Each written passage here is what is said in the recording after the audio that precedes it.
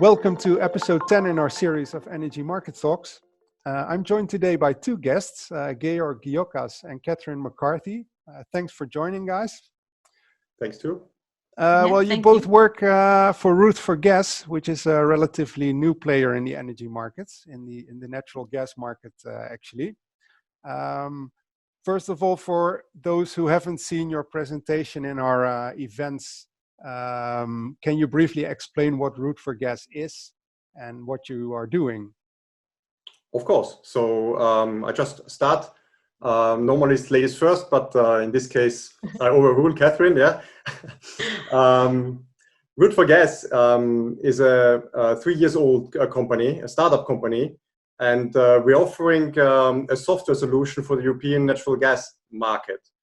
Yeah. In our system, the participants can enter all their mainly physical positions, and our mathematical model just finds out the best way to match them with other positions entered into the system. Just to have an idea what can be submitted. It starts with simple location swaps, unused capacities, existing flows, storage positions, and so on. Yeah? And they all can be submitted and in fact put in the pot. Yeah. And our model finds the best solution for that. Yeah. The main idea behind this model is to find and to reduce cyclic flows, and so we eliminate inefficiencies in the European gas market. Yeah? Yeah.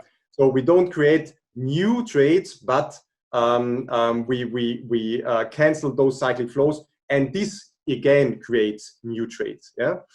A big point to mention is that our software solution is an anonymous one, which means nobody sees the position and the positions which are submitted by the customers, by the partners, and this solution, this anonymity solution, is patented, so it's a really unique one.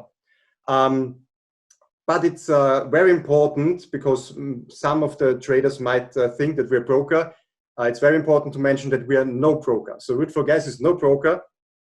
This so-called matching rounds we are doing, they're comparable to so-called single round auctions. The market price spreads, which are fixed for the round, they are shown to the customers, and the customers just submit their positions if they agree on the price. And such rounds will be run, let's say, around 4 times a day, so that it makes sense, of course. Yeah. Yeah. Yeah. In addition to this service, we offer another service, which is in fact the full map for analyzing the flow data of the whole European market. We are talking about really the whole market, not only a special West European market, Eastern European market, the whole European market. Yeah. And we include storages and LNG, plus all TSO fees. So that's the full package which is available at the moment. Yeah. And if I may add to that, Georg. Yeah, sure. So as Georg said already, we have got here a unique software solution for the pan-European market. And it's easy to handle. That's very important to say. As Georg said, we are not a broker. We are a system. It's very easy to handle. We had about 16 companies already testing our system and helping us also with the development. Small customers, big customers, like companies with more physical flows, with more storage, with other flows. And it was really interesting to get their feedback. That's all implemented in that whole system. And the algorithm that is actually the core of our system, searches for complex cycles. That's really the importance here. And it doesn't only take the opposite trading interest into account, but a complex cycle flow. And through that, we are boosting liquidity in a completely anonymous way. Imagine you are like someone who gets a position in the afternoon, a gig or two. You know, in the normal broking world, yeah, it's quite easy out in the market. Look what's coming. And if it's a buy, then the prices will go up immediately. And that's one advantage we have with our system. You can enter all these positions, come to an auction round, and you don't even know. You don't even know about the position, first of all. And absolutely not the name. And this is also one really, really important thing we are having. And one last thing to add, digitalization, the watchword today.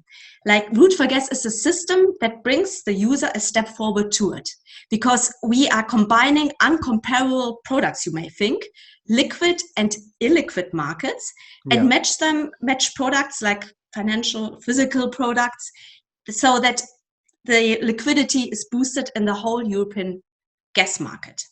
So just to summarize it, it's like we are a unique system, liquidity booster, we have the patented anonymity solution, and we are bringing the user a step forward to digitalization. Okay, that sounds clear. So you're helping liquidity in the market. Well, now the past few months with the COVID crisis, of course, have resulted in a very illiquid market, actually. So what kind of challenges have these months presented to you and to Route4Gas? Of course, due to the fact that it's our business and we try to serve liquidity to the market, we are on the one side happy that see no liquidity, so that we can just step in and say, come on, we can bring some liquidity to the market, which helps, especially in those months. Yeah. And of course, we are watching the gas markets and all the trading activities, and seeing this liquidity is for us a good sign that we're on the right way, that we offer the right thing and at the right time. Yeah. And as Kathrin already mentioned, so that's the main message to the traders and suppliers from our side. Yeah. As already told before, that doesn't mean that we add new trading positions, but we try to reduce and even eliminate the inefficiencies in the European gas market. And there are a lot, you might not know, yeah, but there are a lot because we saw them, we analyzed them, yeah, and say, okay, there is much more we can do, yeah. And again, we talk about the whole European gas market. It's from UK to Greece, from Spain to Poland, yeah, covering all possible points where transfer, title transfer between all these actors is possible. And that doesn't mean only VTPs. Yeah. There might be also storages, title transfer, and so on possible. Yeah. But the main lack of liquidity we had to work with was the lack of liquidity of personal meetings. That was our main problem. On the internal side, we are quite, let's say, experienced in acting with remote video conferences and so on. But we, of course, missed the personal meetings. But especially on the external side, meeting with partners, with customers, with participants to talk about, that was the main problem we had. And not we suffered, but we tried to get rid of this problem. Although we have the technique to work like we do right now, via video chat, so that it's possible and not those big efforts anymore needed for that. In a personal talk, you're much more efficient, and especially you can't postpone that easily a personal meeting. A video conference can be postponed quite quickly. So that was the main issue we had.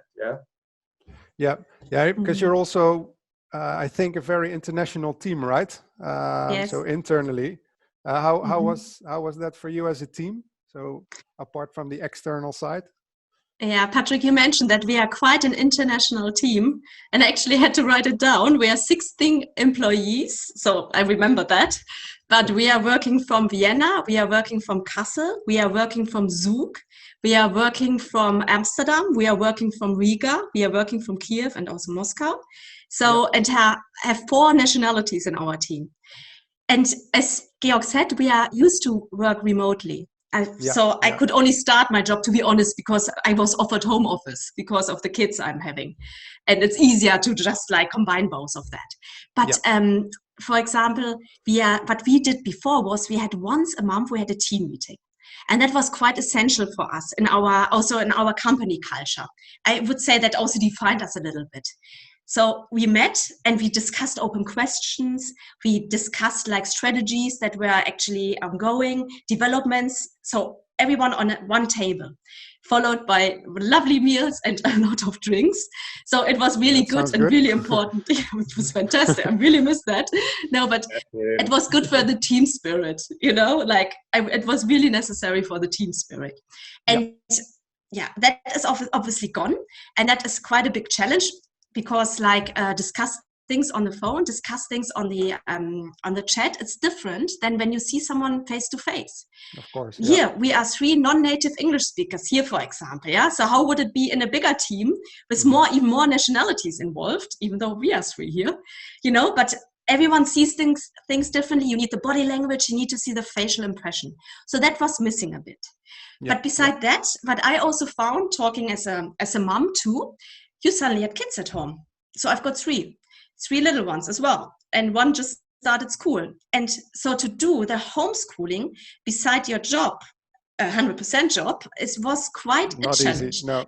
Yes. And and we often had like in the background, like the little kids jumping around. And it was okay for us because we said, yeah, they saw them before. But I remember once, Patrick, that was honestly, I had a really, really important meeting. Now I was preparing for it. And I was really making sure everything was correct and right and sitting there. And then my little one, who's 2, had his little first milestone or like another milestone. He was able to enter the door or enter the room, like push down the handlebar from the door without help. And he was very proudly coming into the room, shouting and laughing. And I was just, oh my God. It was okay. Sounds familiar. But, you know, but, you know, exactly at that time, you didn't need that. No, but it was okay at the end. But it was just these things that, put us sometimes also on the edge, to be honest, you know, and it wasn't easy. But we managed that through. We had already our first team meeting again for those who could travel in Amsterdam. That was about 3 weeks ago, I think. We already visited the first customers again who were open to see us. So it's all going ahead again. That's good to hear. So also for the future, maybe Georg again, what does the future hold for Route4Gas? What's coming up? Well, what's coming up is a good question.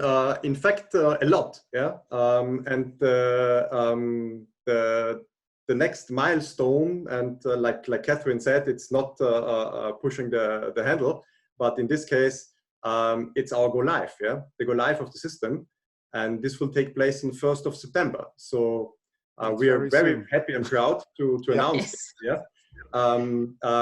It's been a good way, and we're happy to be that far, and we're happy even to continue this way. So that has been, of course, the main goal for the last few months, and in coming weeks, in fact, all the other companies acting all over Europe will see that, and we'll see what the system will provide them, and how the whole market will gain out of it. So we expect that the, let's call it, optimization ratio will be increased massively, starting this system, and more and more companies will participate then. That's the one thing, and what we already do, in fact, even let's say waiting for the go live, is that we, on the technical side, we're already extending the functionalities and the products in the system. And this together with our shareholders and together with all the companies involved. So even with our customers, so we get the feedback, we try to put it in, we put another function, another features, another products in, and as far as I see, or as far as we all develop it, in fact, so even on the sales side, we develop the products, the new ones which will be added will be at least as innovative as the system itself. And so that's something we can't publish yet, but that's something you can be sure of. And that's our main task for the next months. And of course, being happy to see each other, to see all the other participants. Hopefully, let's see, the next, let's call it, small lockdown might be there in autumn. But we are just now taking this window which we have, and try to see each other and try to meet all the others. And I think having this then in place, we can talk about the next time, talk about the success story. Because just coming back to your question regarding liquidity in gas trading, yeah, and lack of liquidity, looking at LNG, looking at Ukraine, the storage for the European market, there are a lot of physical flows now in the market, more than before perhaps. Yeah? Okay. And using the pipes efficiently is now a big topic, a much bigger topic, and to create perhaps also free space again. And for the, let's call it longer future, yeah, it's also a topic for another commodity like hydrogen, for instance. So we have a bigger picture than what we are offering right now. So there's a lot to do, yeah. And that's, I think, is our picture for the future, yeah. So very exciting times coming up. Yes, absolutely. Okay, well, then I want to thank you both for joining us in this series of Energy Markets Talks. And I want to wish you a lot of good luck with the go live. Thank you very much. Thank you very much. Yes, we will do our best. Thank you. Okay, bye-bye.